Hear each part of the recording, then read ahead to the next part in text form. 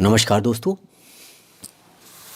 Hindi horror कहानी में आपका स्वागत है।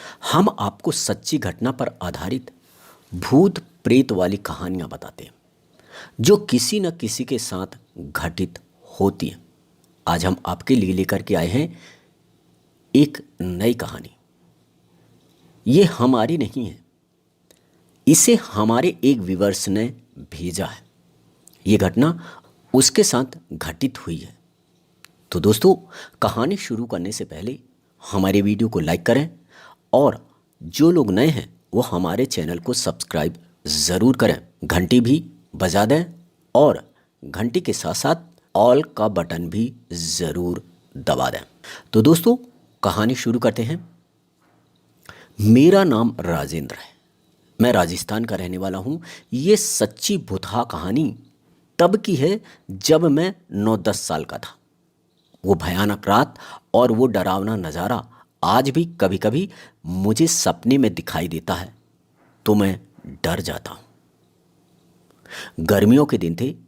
हमारे परिवार ने नाइट कैंपिंग का प्लान बनाया जिसमें मेरे पापा, मेरे ताऊजी, मेरा भाई और मेरे 2 चचेरे भाई थे और एक हमारे ताऊजी के फ्रेंड्स थे। कुल हम लोग 7 लोग थे। हमारा प्लान था कि हम रात का खाना वहीं खाएंगे, मस्ती करेंगे, टेंट में रात गुजारेंगे और सुबह आ जाएंगे। हम लोग गाड़ी से करीब शाम 5 बजे निकले घर से और जंगल में 6 बजे वहाँ पर हम पहुँच गए थे। अभी दिन था, क्योंकि गर्मियों के दिन है तो सनसेट लेट होता। हम पहली बार किसी जंगल कैंप के लिए गए थे। उस जगह पर बड़े बड़े अजीब अजीब तरीके से पत्थर थे।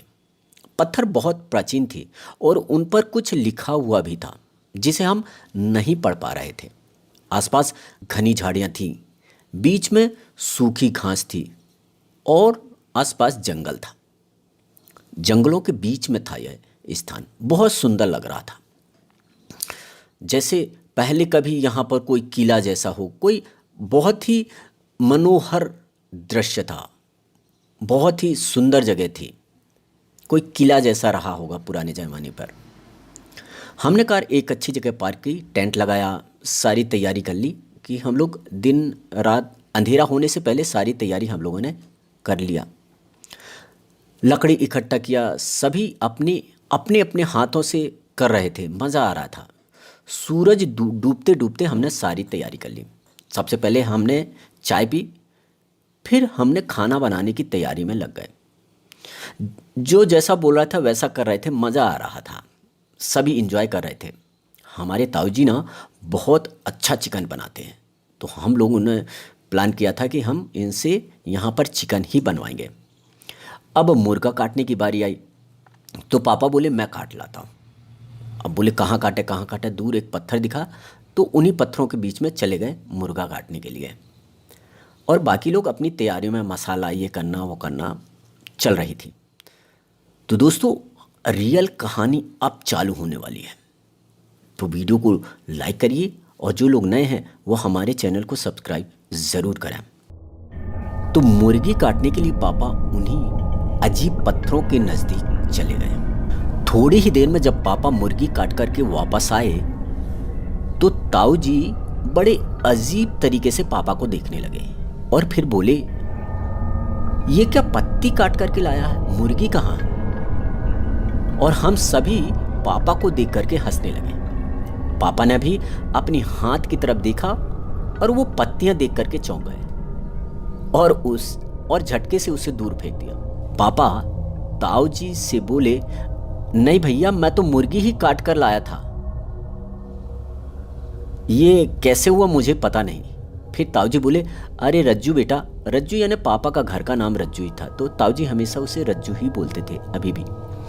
अभी पार्टी शुरू भी नहीं हुआ और तुझे चढ़ गई। कहीं वहां झाड़ियों में अकेले अकेले पी तो नहीं रहा था? सभी इस बात पर जोर से हंसे। पापा बोले, नहीं, मैं तो मुर्गी ही काट कर लाया था, ये कैसे हो गया? ताऊजी बोले, चल मैं चल कर देखता हूँ। फिर पापा और ताऊजी दोनों उसी जगह पर गए और देखा मुर्गी वहीं पड़ी थी। ताऊ जी बोले, ये देख मुर्गी तो यहीं पड़ी है। पापा बस सोचते ही रह गए कि ये सब कैसे हुआ। फिर ताऊ जी ने पापा को बोला, तुम जाओ, मैं इसे काट करके लेकर के आता हूँ। और जब ताऊ जी वापस आए तो पापा ने उन्हें पहले देखा और पापा की तो चीख ही निकल गई। चीख सुन करके हम लोग सभी पलटे और हम सभी की रूह कांप गई।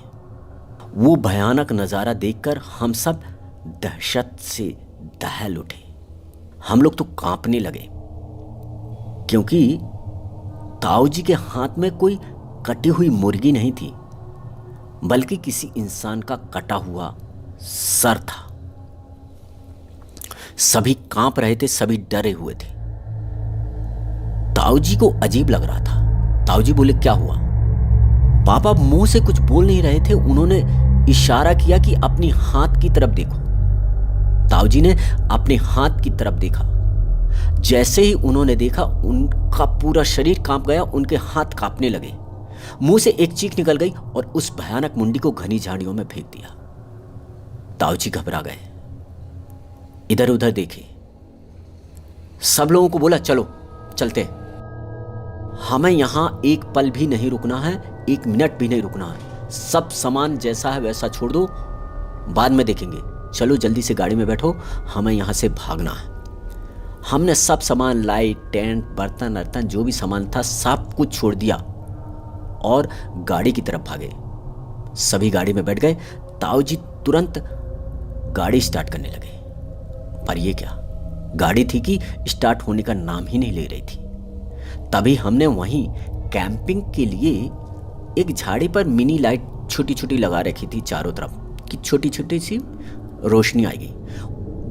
उसी धीमी धीमी रोशनी में हमने देखा कि उन्हीं पत्थरों के बीच में से एक काला साया उठ रहा है। कुछ काला काला सा दिख रहा था। अजीब सी आवाज भी चालू हो गई थी। धीरे धीरे वो साया हमारी तरफ बढ़ने लगा। जब वो थोड़ा पास आया तो काला साया साफ दिखाई दे रहा था।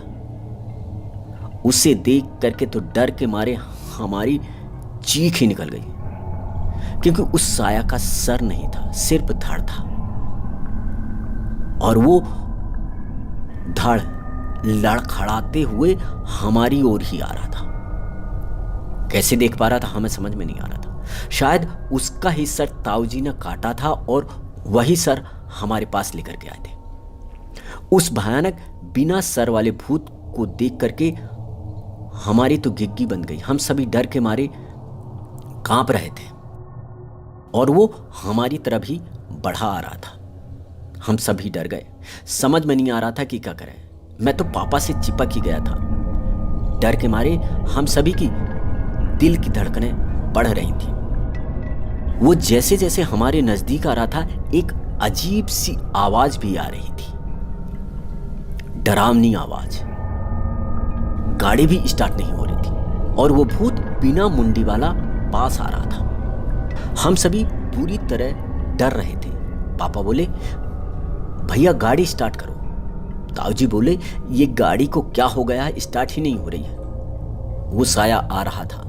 हम लोग सभी ताऊ जी की तरफ देख रहे थे। ताऊ जी गाड़ी स्टार्ट कर रहे थे और वो साया धीरे धीरे हमारी तरफ बढ़ रहा था और गाड़ी है कि स्टार्ट नहीं हो रही थी। जैसे ही वो 15-20 कदम हमसे दूर रहा होगा, उसी वक्त नसीब से गाड़ी स्टार्ट हुई और ताऊ जी ने गाड़ी बढ़ा दी।